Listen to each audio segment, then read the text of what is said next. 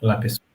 Vamos começar então o último capítulo do nosso manual, né? Hoje eu trouxe um conteúdo complementar ao texto do manual da UAB para a gente falar da cultura organizacional, né? Na aula 11, previsto que sejam 12 aulas, né?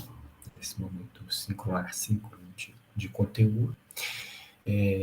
Então, para a gente encerrar o conteúdo da disciplina de Sociologia Organizacional, a gente vai falar da cultura organizacional, tema que a gente já tangenciou no começo lá do curso, tá?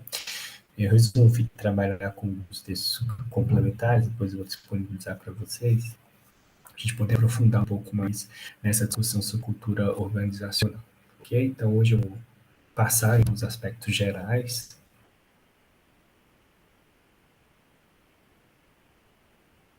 da discussão sobre cultura organizacional, e na próxima e última aula, na aula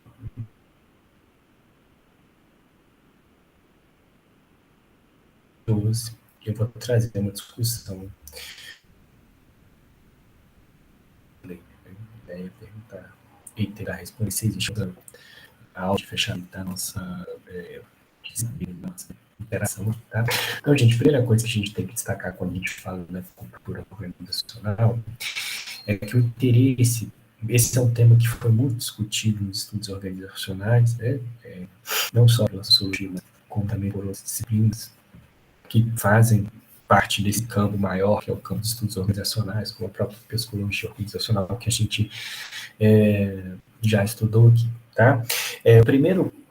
O primeiro fato a se destacar é que o interesse por esse tema, né, ele é um interesse que está organizado em torno da questão das crenças e dos valores.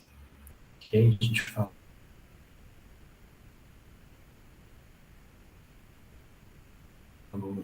é, na aula passada sobre a dimensão formal da organização, né, a questão da organização como um mito, como algumas características estruturais, né, formais são adotadas, mas de uma forma para inglês, né, não tanto preocupado com o seu real funcionamento e aplicação, mas porque essas formas formais, né, essas estruturas formais, elas foram validadas pelo campo organizacional e elas tornaram então necessárias para a sobrevivência das organizações, porque elas geram um tipo de benefício social, né, uma visão positiva, uma legitimação das ações da organização que teria aí, a ver com a sobrevivência da organização. Né? Antes a gente falou da questão das normas e valores do comportamento organizacional, né, muito baseado no trabalho do Tal Passos, mas pensando nessas questões das normas e valores como uma orientação para a,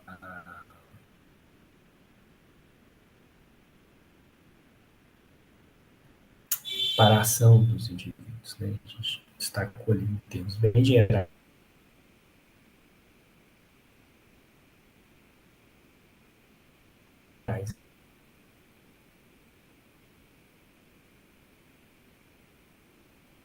tem os fins válidos, os fins considerados bons, bem como os meios para atingir esses fins. Né? Que essas normas e valores ajudariam os indivíduos dentro das organizações a escolher os melhores meios e os melhores fins. Tá? Então, essa discussão foi feita no nível anterior, se fala da cultura organizacional, né? Porque ela estava tentando explicar por que os indivíduos fazem o que fazem, né?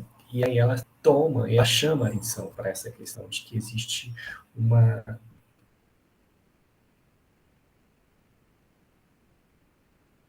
um elemento da nossa mentalidade que está fora do indivíduo, está fora da racionalidade, da capacidade de racionalização de cada indivíduo, mas está escrito ali na coletividade, né? Seja considerando a organização mesmo, ou a sociedade no nível macro como um todo. Né? Aqui no tema da cultura organizacional, as crenças e os valores, elas voltam em cena, né? Se tornam objetos que são priorizados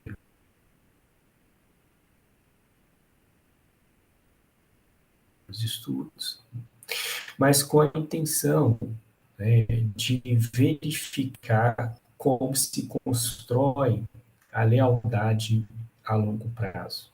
A lealdade de quê? Né? Dos membros das organizações às suas organizações. Né? Então, cultura valores que são reforçados, repetidos, traduzidos em adesão dos membros à própria organização. Tá? Esse debate surgiu em 1963, mais ou menos ele vai ter seu auge.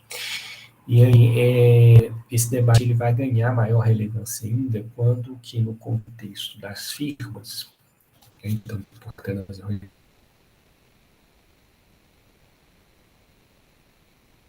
organizações privadas, a gente observa um declínio da produtividade acadêmica, da produtividade americana, não acadêmica, né? A gente não compara pela academia com o tempo de produtividade que acaba ficando na cabeça da gente, mas é que a produtividade das fábricas americanas, né? Você percebe o declínio desse modelo. E por outro lado, no outro lado do globo, lá já pode estar observando que as firmas, né, as empresas japonesas estão ganhando competitividade. Então, os pesquisadores dos estudos organizacionais, eles começam a se perguntar por quê. Né? E aí, obviamente, aparece de uma forma bem clara que se trata de duas culturas diferentes. Né? Acho que todo mundo aqui já ouviu falar em alguma medida, né, do sonho americano, do estilo de vida americano, da cultura americana. Né? A gente vai ao cinema, e o cinema a gente vê essa retratação dessa cultura americana. Bem como também já faz parte do nosso imaginário o que é o japonês e a sua cultura japonesa, a sua forma de organização, a sua forma de relação com o trabalho, a visão de mundo japonesa. Né? Então, o que a gente tem nesse momento são dois modelos de pensar propriamente diferentes, né? E que estavam tendo resultados diferentes no âmbito das suas empresas, das suas organizações. Tá? Bom, esse debate, então, com foco em crenças e valores, com foco nessas visões de mundo que os indivíduos têm, principalmente os indivíduos que fazem parte de uma organização, eles vão enfatizar aí as ideias comuns presentes numa coletividade, né? E é especificamente presente dentro de uma organização. Né? Ideias comuns, formas de pensar, formas de ver, padrões, maneiras de trabalhar. Tá? Então, esse elemento comum, esse mesmo modo de fazer as coisas, o mesmo modo de ver as coisas, né?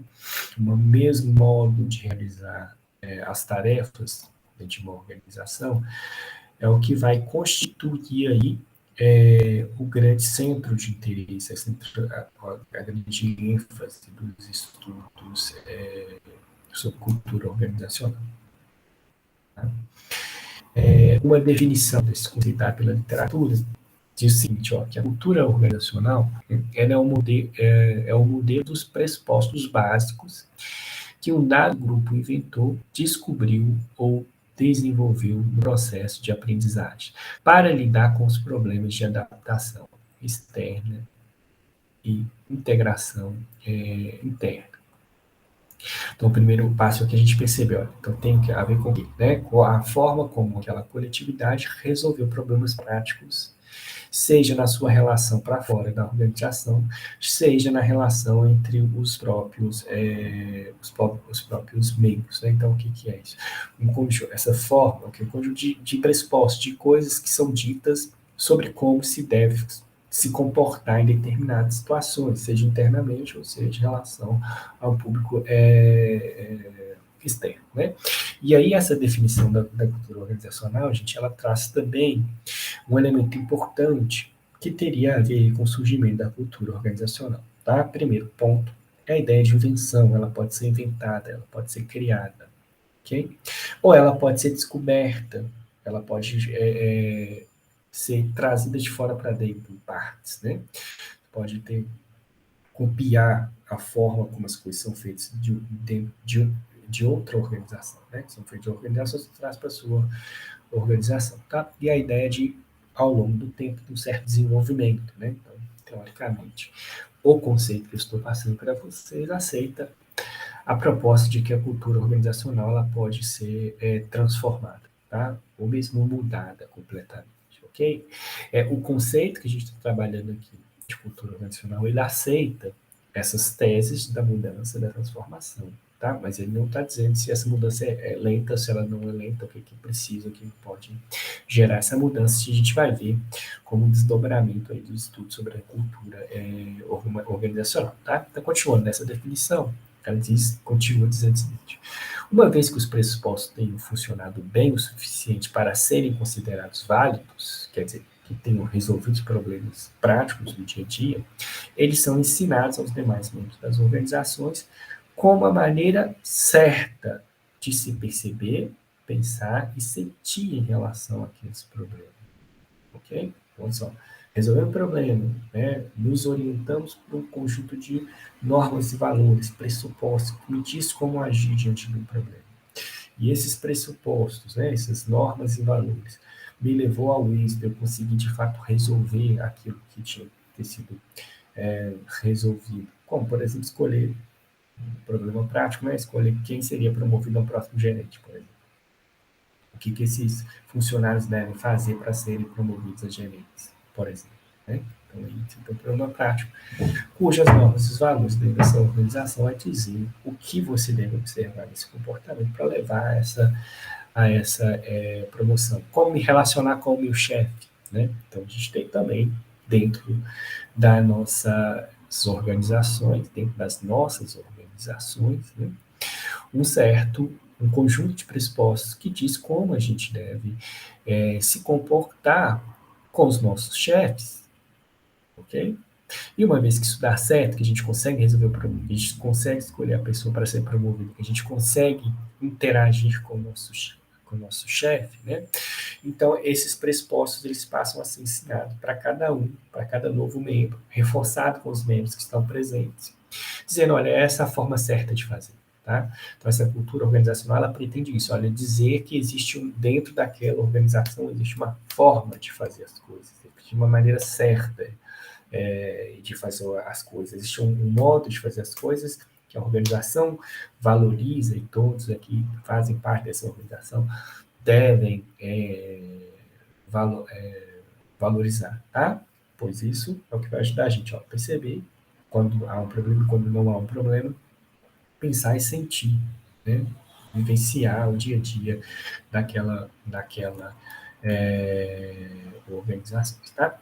Mas os estudos de dia, eles não apenas são românticos, como eles trazem uma perspectiva mais crítica em relação da cultura organizacional, né? Tanto é que a Freitas, que é a autora que vai escrever esse texto que eu estou usando como referência, né, ela vai destacar o seguinte, olha, eu tento a concordar com os pesquisadores que vão destacar não só os efeitos, né, que é a tendência no campo dos estudos da administração, os efeitos positivos da cultura organizacional sobre as dinâmicas organizacionais, quer dizer, o que são esses efeitos positivos da cultura organizacional sobre as dinâmicas organizacionais? São os impactos, são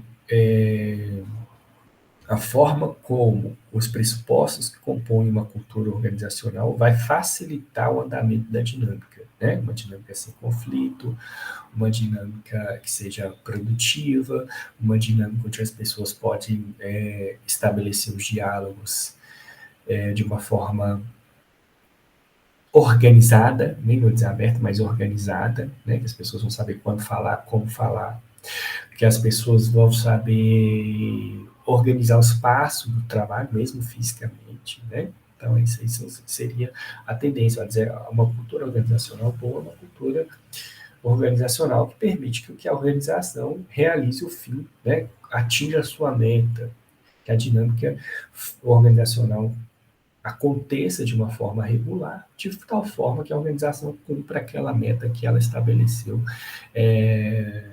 para si, tá? Mais uma leitura crítica dessa ideia de cultura organizacional vai destacar, assim como Freitas, né, que a cultura organizacional é um poderoso mecanismo de controle, né? Olha essa chave aqui, ela está chamando a atenção para o fato de que, olha, esse conjunto de pressupostos, essas maneiras tomadas como certas, porque elas resolvem de forma consistente alguns problemas, os problemas, na verdade, não é alguns, os problemas dentro das organizações, elas podem ser vistas como um mecanismo de controle, um mecanismo que condiciona o comportamento. É isso que a gente tem que entender aqui, gente.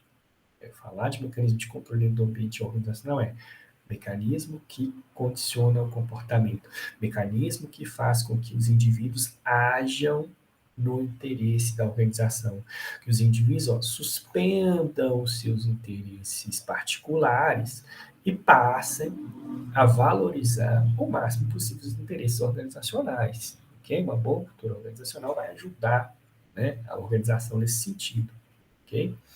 Bom, então, enquanto um mecanismo poderoso de controle, né, ela visaria conformar as condutas, como estava dizendo, né, conformar em relação a quê? A meta organizacional, homogeneizar maneiras de pensar e de viver a organização, de experimentar a organização. Né? Olha só, então a cultura organizacional está criando o quê?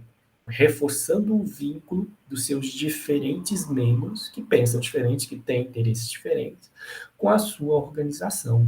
Tá? Então, é um elemento extremamente essencial. Olha aqui que aparece aqui no ditado popular, o famoso vestir a camisa. Né? A cultura organizacional que vai ajudar as pessoas vestir a camisa. E ela vai fazer isso como? Né? Introjetando nas pessoas uma imagem positiva da organização, onde todos são iguais, escamoteando as diferenças, né? Então, onde todos querem os mesmos organizações seriam iguais, né? A diferença ela vai ficar sendo relegada a um segundo plano, né?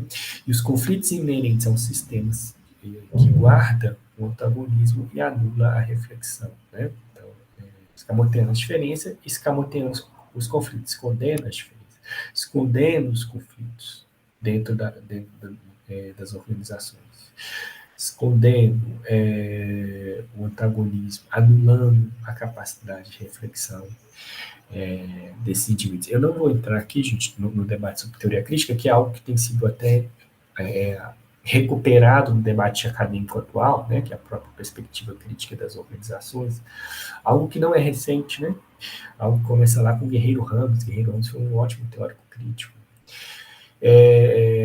Esses teóricos críticos, eles vão justamente questionar as organizações em relação ao grau de obstrução que essas organizações criam para que seus membros não se desenvolvam enquanto sujeitos, ou seja, para que seus membros anulem essa capacidade de reflexão, neutralize as suas subjetividades, né, e tenha um desenvolvimento não potencializado. Né? Então, o estudo crítico vai dizer o seguinte, olha, a gente precisa repensar as práticas organizacionais e a cultura organizacional é um elemento dessas práticas, de modo que os indivíduos possam ser reflexivos, de modo que os indivíduos possam desenvolver suas habilidades, de modo que os indivíduos possam encontrar o melhor lugar dentro das organizações, na qual eles vão poder satisfazer as suas habilidades, ok? Bom, então essa acréscimo da teoria crítica, que a gente vai trabalhar aqui no curso, né? Ele é só um acréscimo no sentido de mostrar dois polos opostos, né? A cultura organizacional pensando no condicionamento do comportamento do indivíduo, no interesse da organização, tá? E a teoria crítica, por outro lado, ela faria uma leitura crítica desses estudos, né? Destacando o fato de que é necessário criar uma cultura organizacional nova que vai permitir, né, que os indivíduos se potencializem, que os indivíduos explorem o melhor de si, tá? Porque a ideia aí seria que essa exploração do melhor de si, ela somada, resultaria no melhor desempenho das organizações, tá? Mas no debate atual aqui não, tá, gente? Aqui, no debate atual não, desculpa, até no momento que a gente está falando especificamente da cultura organizacional, o que a gente vai ver nesse texto aqui, o que a gente viu no vídeo, é mais a cultura como esse mecanismo mesmo em favor dos interesses organizacionais estrito sensus, tá? Então, o que compõe essa cultura organizacional aí, segundo a literatura sobre o tema? Tá? Um conjunto de elementos, tá? No qual a gente tem o primeiro deles, que eu já citei aqui para vocês de partir, que são os valores, né? O que são esses valores? São um conjunto de definições a respeito do que é importante para se atingir o sucesso como os indivíduos devem se comportar dentro de uma organização. O que essa organização valoriza? Lembra que eu acabei de dizer para vocês, olha, um problema prático é promover a gerente os membros de uma organização, tá? Então, como é que a gente vai observar, o que a gente vai observar no comportamento desses indivíduos? Olha, a cultura organizacional, ela tem esse conjunto de valores, cuja a organização vai valorizar, tá? Além desse elemento, a gente teria as crenças e pressupostos, geralmente usado como sinônimo, né? Crença usado como a mesma coisa de pressupostos, né? Eles expressam aquilo que é tido como verdade na organização, ok? O que é certo, qual é a maneira correta de agir, o que é aceito. O terceiro elemento, né? Conjunto de ritos, rituais, cerimônias, são exemplos de atividades planejadas que têm consequências práticas e expressivas, tornando a cultura mais tangível e coesa, tá? Então, aqui, quando a gente falou lá dos ritos e cerimônias, rituais e cerimônias das organizações, a gente destacou, né, na aula passada, muito preocupado com essa relação estrutura formal e informal, a gente destacou que algumas características formais, algumas características da estrutura formal das organizações, elas eram apenas ritualísticas, apenas cerimônias, né? Elas são adotadas, escritas, formalizadas, mas na prática não são seguidas, ok?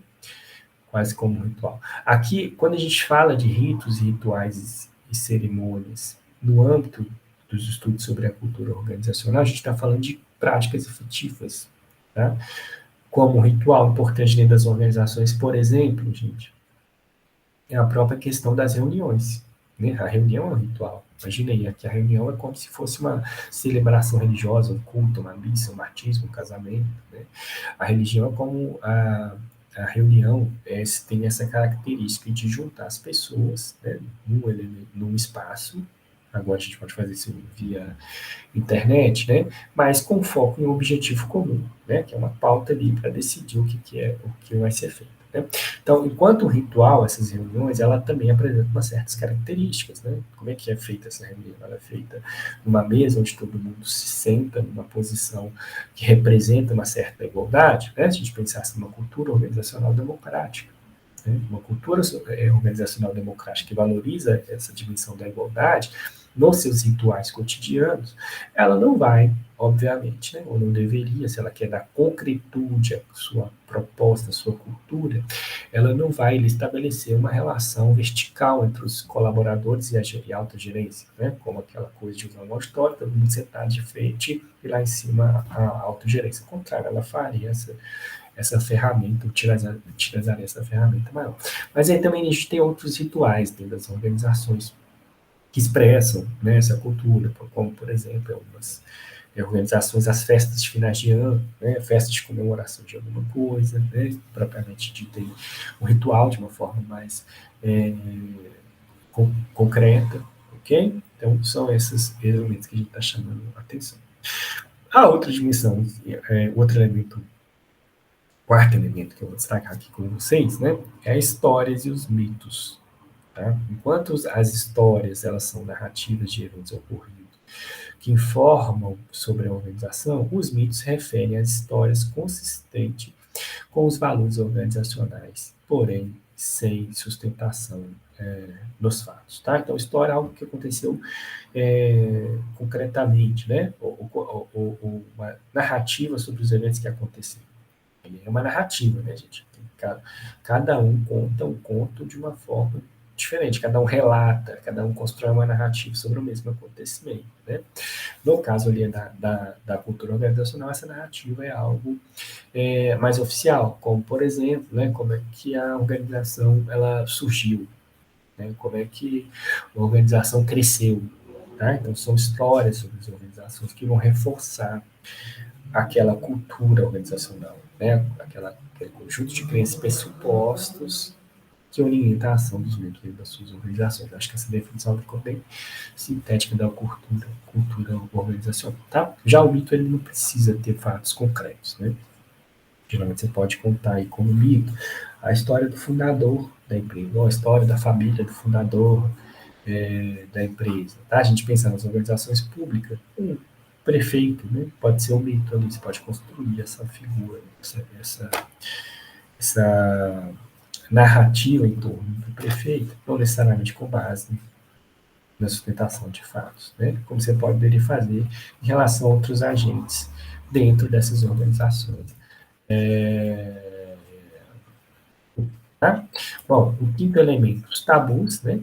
Os tabus demarcam em áreas de proibição, orientando o comportamento com ênfase ao não permitir. Né? O que é isso? São coisas que a gente não pode fazer. Okay? Que não são vistas como coisas corretas, que não são vistas como coisas positivas. Né? Isso aqui, de algumas empresas, por exemplo, onde a gente vai encontrar que, ainda que não tenha uma norma formal escrita, né? Que os membros da mesma organização não podem namorar, por exemplo, não podem ter relacionamento afetivo. Okay? Então, ele está um tabu estabelecido, isso vem escrito nessa cultura organizacional. Os heróis é um outro elemento da cultura organizacional, né, que diz respeito aos personagens que incorporam esses valores e condensam a força da organização. E aí pode ser tanto heróis natos mesmo, né, que de fato existiram ali na trajetória de criação, de organização, de transformação dessas empresas, como também heróis criados, né, a partir das histórias que se conta, se valorizar de fato as características e personificar essas características, valorizar uma pessoa da equipe, ok? O sétimo elemento seriam as normas, as regras que definem o comportamento que é esperado, que define, né? Acho que define o comportamento esperado, aceito, sancionado pelo grupo. Podem estar escritas ou não, tá? Essa ideia da norma que vai muito ao encontro, né, do que dizia lá o Taco Passos, quando a gente falou aqui das normas e dos valores, tá? Essas normas dizem para a gente o que é considerado bom, qual é o fim que a gente pode buscar dentro dessa empresa, quais os meios que eu posso utilizar para alcançar uma promoção, né? Então, essas normas estão dizendo disso, né? E aí, o oitavo elemento tem a ver com esse processo de comunicação, tá? Que aí inclui uma rede de relações, que a gente já falou aqui, né, na disciplina, e os papéis informais que compõem, que comportam padres, fofoqueiros, conspiradores, contadores de histórias, né, que são expressões informais, né, sobre certos papéis sociais informais também, né, desempenho que as pessoas ocupam dentro da empresa. Tá? Então, que a gente já falou dessas questões das redes de relações em aulas passadas, falamos dos papéis sociais, né, falando da questão desse conjunto de expectativa em relação a determinadas posições dentro da empresa que constitui propriamente dito os papéis sociais, tá? Aqui a gente está falando nesse tema da cultura organizacional de um processo de comunicação, ok? Que mobiliza não só os aspectos formais, as vias formais de comunicação, como a produção de memorando, né? Mas esses outros papéis sociais aí, formais que são desempenhados dentro dos atores, tá? Lembrar que a cultura, gente, ela tem uma carga simbólica muito grande. A gente não fala em cultura sem falar dessa dimensão simbólica da vida, assim, dimensão dos significados da vida, né? E falar de significados, ou dar significados, ou falar de si, né? Ou entender os símbolos, exige necessariamente a produção da linguagem, a comunicação dos sentidos, ok? Então, a gente tem os aspectos gerais da cultura organizacional, que é a cultura organizacional, quando a gente pressuposta que a orientação dos indivíduos diz o que é aceito, o que não é, o que é válido, o que não é, o que é verdade, o que não é. Os 8 elementos da cultura organizacional, que eu passei com vocês aí, né? Com os que a gente já viu antes. E aí a gente precisa pensar um pouquinho também na dimensão do desenvolvimento, da manutenção e identificação da cultura organizacional. Tá? Então, parte da literatura, eu peguei um exemplo, a gente vai ter vários tipologias desse desenvolvimento organizacional, mas eu trouxe um dos exemplos citados pela Freitas, né, que ela fala assim, o desenvolvimento da cultura organizacional está associado ao desenvolvimento da organização, porque isso parece uma ideia extremamente relevante para a gente pensar, porque ela também adota aqui a possibilidade de dinâmica que a gente viu na definição do conceito que a gente utilizou, né? Então, um conjunto de pressupostos que podem se transformar ao longo do tempo. Tá? Então, a literatura tem mostrado que, olha, que mudança, esses ajustes dentro da cultura organizacional, ela estaria vinculada ao desenvolvimento das organizações. Eu mostrei aqui para você na aula passada, a gente está por aqui, este livro aqui que pensa a mesma questão, olha, que está sendo colocado, é esse livro aqui que eu mostrei na outra aula, vou repetir, como criando organizações eficazes, no qual aqui a discussão é sobre as estruturas formais, né? Quais são as estruturas formais que seriam mais adequadas dependendo da fase e do tipo de organização. No âmbito da cultura organizacional, o que a gente está percebendo, né? O que a gente percebe aqui, é que também a forma de pensar, a visão de mundo que impera dentro de uma organização, né?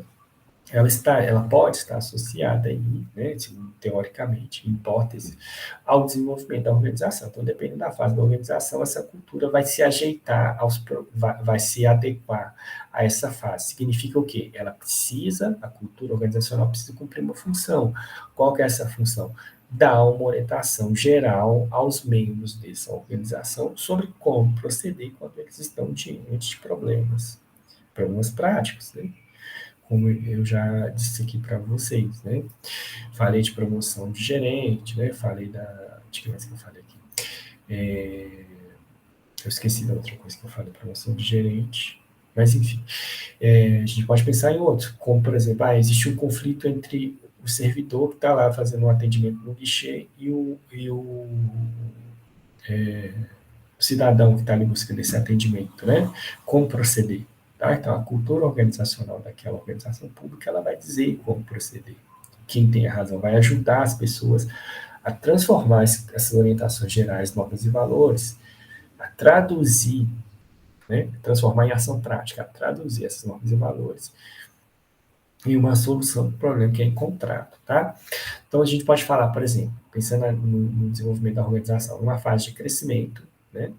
E para a cultura, a gente pensa a cultura ali como uma cola que mantém os membros unidos, tá? A organização está mudando, ela está crescendo, mas esse conjunto de pressupostos que faz com que o indivíduo, né, lembra da expressão vista a camisa, ele consegue, ele tem que continuar ali fazendo com que todos os que estão chegando vistam a camisa e aprendam esse modo de pensar que é próprio da organização, tá? É um modo de pensar, obviamente, né, em relação aos problemas que são vivenciados dentro da organização, ok?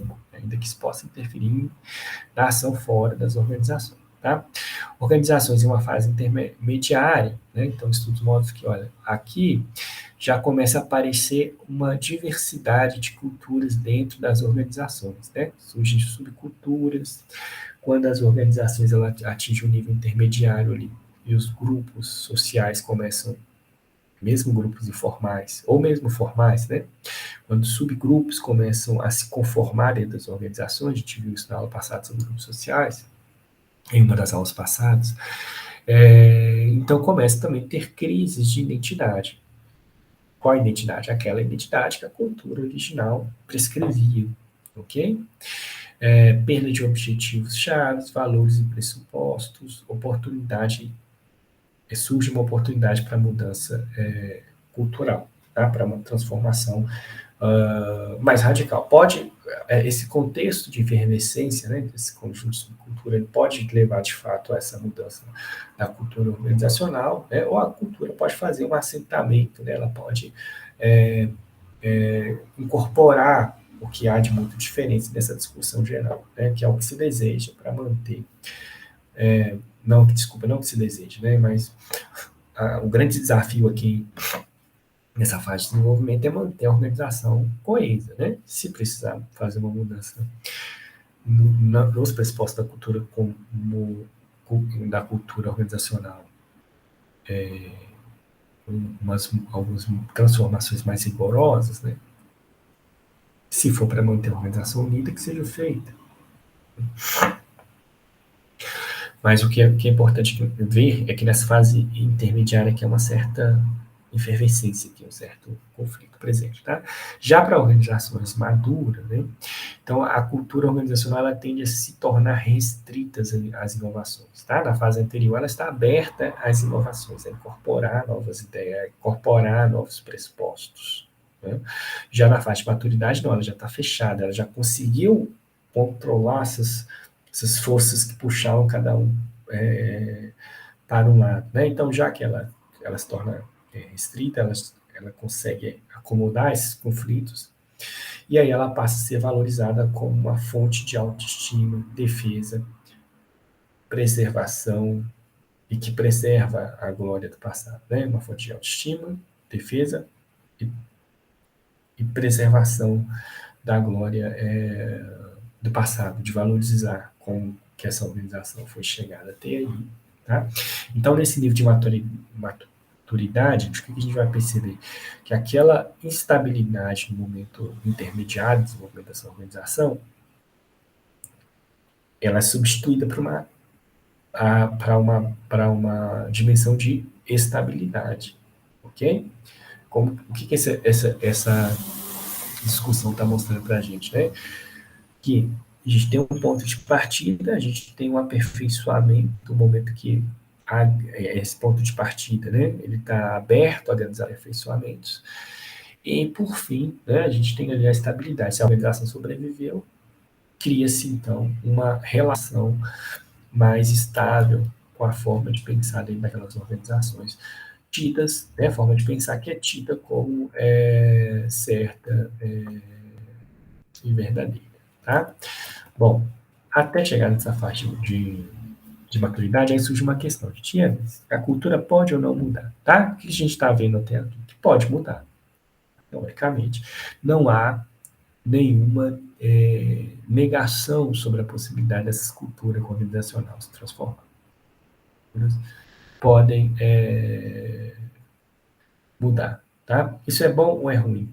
Depende de cada caso, tá?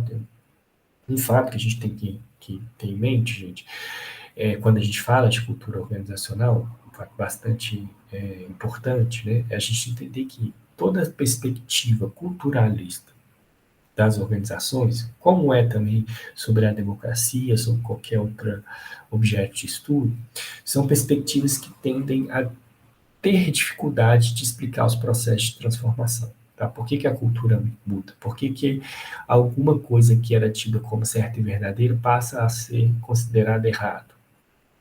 Okay? Então, há uma dificuldade dessa literatura de base culturalista em explicar esse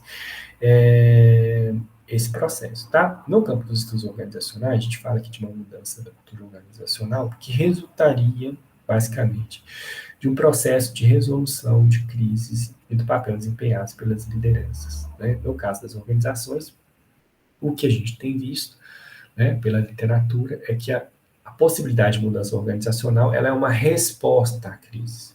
Lembre no slide que eu acabei de passar para vocês que na fase de intermediária, quando a organização está crescendo ali, alcança um novo tipo, que surge subgrupos, olha, há um momento de instabilidade que pode gerar crise, há um questionamento da identidade original, por exemplo. Né? O que se quer fazer? Quer resolver essa crise. E para fazer essa crise, a gente pode dar uma ajeitada no ponto de vista discursivo, tá? Na dimensão simbólica da vida, ok? Fazendo ajustes nessa cultura organizacional. Isso dependeria, obviamente, né, segundo a literatura, do desempenho das lideranças. Tá? O que pode, então, provocar essa necessidade de mudança?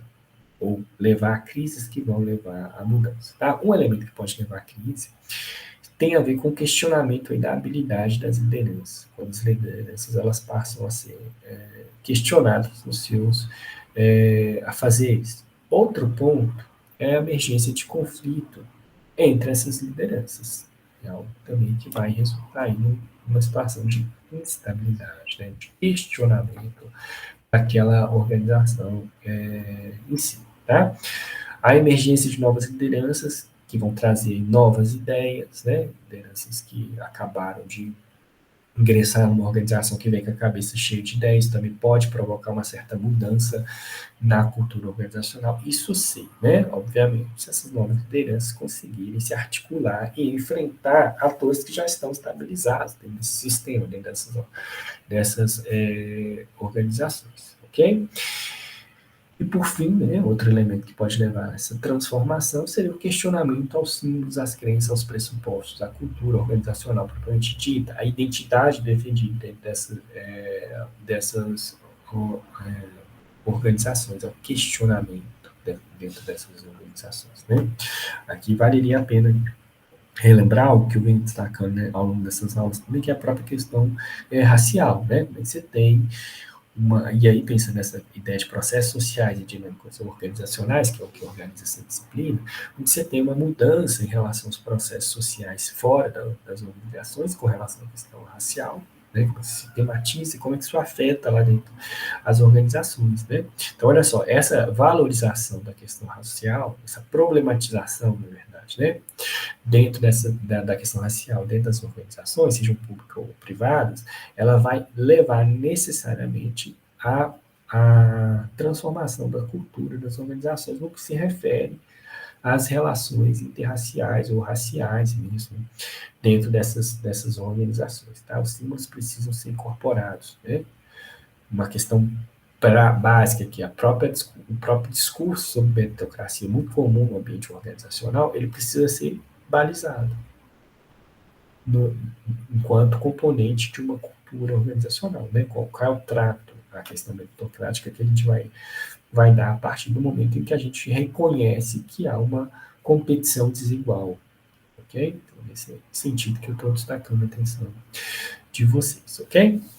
Duas questões sobre cultura organizacionais, que são questões, gente, já vou adiantando, né, a última frase aí do slide, para as quais não há consenso sobre o tema. Tá? A primeira delas, é possível que duas ou mais organizações tenham a mesma cultura? Tá? Não há um consenso em torno disso. Tá? Do ponto de vista que responderia que se é possível, não é desejável, acho que essa que é a questão, porque possível né, a gente começou falando aqui de organizações que criam ou que descobrem a sua cultura organizacional. Né? E quando eu falei descobrem, eu falei de uma possibilidade de copiar de outra organização. Tá? Para quem diz que é possível, mas não é desejável, vai destacar o fato de que, olha, a cultura organizacional é um elemento importante para que as organizações se organizem e, portanto, né, consigam, então, falar da eficiência, falada, para não dizer que buscar, né, para não confundir com a sobrevivência, mas que organiza as dinâmicas organizacionais. E ela, então, a cultura organizacional, seria um elemento ali de competitividade. Ela deveria ser única, diria os autores que vão destacar, né, da não desejabilidade que a cultura organizacional fosse reproduzida em outras organizações. Pensando nisso, então, embora as organizações poderiam beber da mesma fonte, elas, então, precisariam aperfeiçoar, adequar esse modelo geral de cultura organizacional copiado à natureza da sua própria organização. Ok? Então, é possível que elas tenham. Outros vão dizer, olha, é possível, é natural que eles copiem. Tá? Mas alguns vão acrescentar, não é desejável por causa dessa questão da, da eficiência. Tá? Já outros autores vão dizer assim, não, é possível sim, existe uma cultura organizacional que é comum a todas as outras, né? Por exemplo, a própria cultura da competitividade, então, pensando na organização do sistema capitalista, nas organizações capitalistas, diria assim, olha, existe uma cultura da competitividade que é comum a todas as organizações capitalistas, ok? Percebam que aqui o viés é uma outra, né? Não pensar como uma cultura particular impacta no bom desenvolvimento das organizações, mas pensar de uma maneira mais abrangente como uma característica dessa cultura, ou pelo menos parte dela, desrespeitaria ao contexto de imersão das organizações. Tá? Então, no contexto capitalista, existe uma cultura organizacional que é própria do capitalismo, que seria ali incorporada por essas diferentes organizações. Okay? A cultura da inovação do setor público. ok? É algo que também poderia ser dito nesse sentido, olha, cultura, existe uma cultura hoje nas organizações públicas que deve se valorizar a inovação, né, que deve motivar os seus servidores a buscar e atuar o tempo inteiro para que essa inovação aconteça. Tá? Então, desse segundo ponto de vista, ele está dizendo o seguinte, olha, sim, é possível. É possível, e aí não se discute se é desejável ou não desejável, está dizendo é possível, acontece. Ok? Acontece. Bom, a segunda questão é o seguinte, ó, pode uma organização ter mais de uma cultura? Tá? Então, da mesma forma como algo não consensual, alguns vão dizer que não, que a organização tem que ter apenas uma cultura, etc. E tal.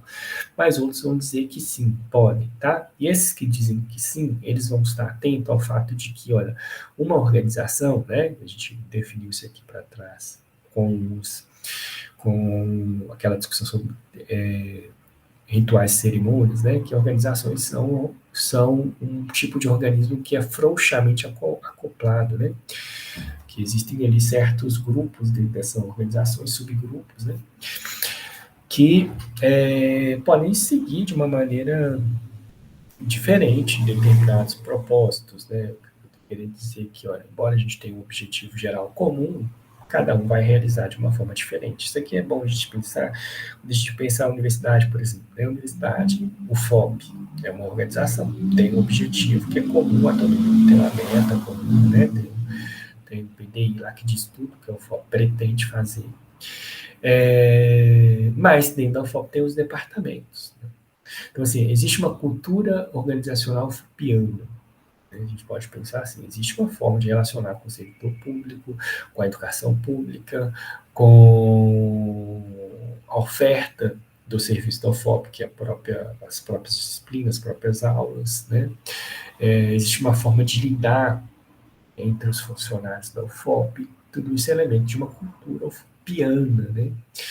Por assim dizer. Isso é diferente de eu que vim de outra instituição, dá para perceber claramente, né, essa cultura. Na outra instituição que eu vim, tinha uma atenção muito que era a escola de odontologia e farmácia e a Unifal, né? Então, falava-se assim, olha, tem uma cultura organizacional que era do passado, antes da federalização da escola de odontologia e farmácia, depois criou uma cultura universitária ali da Unifal, que era chamada dessa nova condição da organização, mas que essas duas culturas elas estavam ali orientando seus membros de uma forma um pouco conflitiva, né? Esse é um problema que a Unifal tinha que resolver, acho que nos últimos anos vem resolvendo a favor dessa nova instituição que é a universidade, né? Bom, mas mesmo aqui na UFOP, eu conheço muito, né? Deve ter alguma coisa nesse sentido em relação à escola de Minas de Minas, né?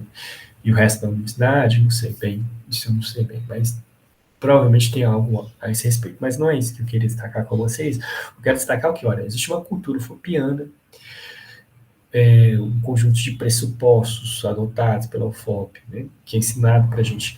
E aqui é importante perceber também, gente, que o ensinar, o aprender a cultura organizacional não é só de uma forma formal, não, né? Quando você entra lá no seu período probatório como funcionário da UFOP, você tem que passar por uma série de cursos de formação, tá? Mas no dia a dia também, nas relações informais e através de processos educativos informais, a gente aprende a cultura organizacional. Né? A gente é socializado a essa cultura organizacional. Tá? Então a gente tem esses elementos da cultura fopiana que a gente também percebe, quando a gente é de fora, a gente percebe muito. Né? Por um lado, mas, por outro, você tem os departamentos ou as unidades acadêmicas. Né? Cada unidade acadêmica tem uma cultura organizacional que é própria. Dentro das unidades acadêmicas, tem os departamentos, que cada departamento tem uma cultura organizacional que é própria. Né? Por exemplo, alguns departamentos são mais democráticos, outros são mais autoritários. Ok? Então, são coisas que vão conviver ali, né, que vai formar esse paradigma multicultural dentro dessas organizações, tá? O que é importante aqui? Perceber que não há consenso na literatura, né? Literatura vão dizer, não, para uma organização funcionar e ser efetiva, ela precisa de uma única cultura. Outros vão dizer, não, existem essas multiculturas. É uma coisa inerente ao desenvolvimento da organização, tá? Não adianta querer implementar uma cultura geral a toda a organização, tá? Por outro lado, aí é um conflito, aí, ok? Que vai se estabelecer, não é nada solucionado, tá? Seria as culturas múltiplas, é isso que eu estava dizendo antes sobre essa questão, essa tela e essa daqui não saiu, mas enfim, ok? Bom, aí eu vou retomar aqui, gente, um pouquinho a questão da mudança organizacional, ok? A ideia básica, olha. Existe possibilidade de mudança organizacional? Tá? A resposta, como a gente veio vendo ao longo da aula, é que sim, existe essa possibilidade de mudança organizacional, ok? Bom, do ponto de vista de uma leitura crítica da discussão sobre cultura organizacional, sobre essa abordagem culturalista das organizações, o que é uma abordagem culturalista das organizações? É uma abordagem que vai valorizar na explicação dos processos, da dinâmica organizacional, tá? Dos processos de tomada de decisão, das conduções que são feitas nas organizações, aspectos relacionados às normas e valores, ok? Aquilo que é tomado como certo e verdadeiro, tá? Bom, então o que a gente percebe? Que uma leitura desse ponto, ela tem dificuldade de lidar com a mudança, ok? Porque como assim, como eu disse para vocês, olha, mudar uma cultura organizacional é mudar a organização completamente, tá? Todos os estudos sobre cultura mostram que cultura, esse conjunto de normas e valores, eles estão tão arraigada, né, nos membros de uma coletividade, que é difícil você mudar a mente das pessoas, que é muito difícil fazer com que as pessoas acreditem em outra coisa, tá? Então, em certo sentido, uma leitura crítica diria o seguinte, olha, há possibilidade de transformação, de mudança na cultura organizacional, mas há pouca capacidade de intervenção do gestor nesse processo, tá? Essa é uma leitura crítica. Por outro lado, tem gente que vai acreditar que sim, o gestor pode atuar no sentido de alterar essa cultura organizacional. E aí eles vão oferecer 5 passos sobre como promover essa mudança organizacional, ok? Primeiro, reconhecer que o consenso dos pares será a questão de maior influência para aceitação e boa vontade com o processo, tá? Então, se quer mudar uma cultura organizacional, quer propor um novo conjunto de pressupostos para ser implementado numa organização, você tem que convencer os seus pares, né, os membros de uma organização, a aderir a esses novos valores. De novo, a questão racial, né? Quando as organizações elas se veem diante, né, dessa demanda, que é inclusive iniciada externamente, a adesão das organizações aos princípios de igualdade racial, né, a mudança interna, a mudança da cultura, ela exige dos seus gestores que proponham a discussão sobre temas no sentido de levar a adesão de seus membros à nova cultura, ok? Cultura precisa ser ensinada, gente. Cultura organizacional, né? A gente viu aqui, olha, precisa ser ensinado para seus membros e as organizações estão em esforço contínuo para fazer esse ensinamento, tá? Segundo passo, exprimir e enfatizar a confiança como uma questão de mão dupla em todos os assuntos relacionados à mudança. Você precisa valorizar. Estou falando de questão racial aqui, gente, mas, por exemplo, no setor público, tem uma questão da flexibilização das jornadas, né? Algumas universidades aí fizeram um projeto piloto e flexibilizou a jornada para alguns setores, tá? Ali também é uma mudança nessa cultura organizacional, né? De que você fazia algo no horário fixo dentro de um período, você começa a ter que mostrar para as pessoas que é válido, efetivo e faz bem para a organização e para os seus clientes, né? Que uma forma de organizar o trabalho através de uma jornada flexível vai levar a um ganho positivo. E mais que isso, ainda tem que levar a adesão daqueles que não vão ser beneficiados com essa flexibilização da jornada, tá? Terceiro ponto, pensar a mudança como uma construção de habilidades e concentrar no treinamento uma parte importante do processo. Né? Porque eu estava dizendo, a cultura organizacional precisa ser ensinada. As pessoas precisam ser treinadas em relação ao conjunto de pressupostos e valores, ok? Quarto passo, dá tempo para que as pessoas se acostumem e consolidem a mudança, tá? Dá um passo, mas tem que acompanhar, né? Vocês lembram lá da discussão sobre o poder das organizações, da psicologia organizacional, a gente vai falar o que toda mudança organizacional tem uma certa resistência. Mudança na cultura organizacional é uma mudança que tem impacto nas organizações, no que é feito. né? A gente pode dizer que é uma mudança organizacional também, ok? Que vai encontrar pessoas com resistências, né? Então é preciso dar um tempo, é preciso acompanhar essas pessoas, é preciso insistir, é preciso encorajar as pessoas a se adaptarem à ideia de que a mudança faz parte do mundo real que as rodeia, que seria o segundo passo, ok? Então, isso aqui é do ponto de vista, 5 passos.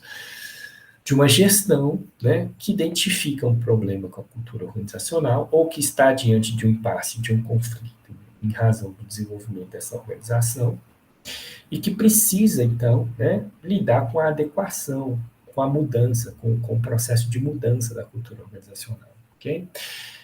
Isso aqui não é particularidade de organizações privadas, também das públicas, né?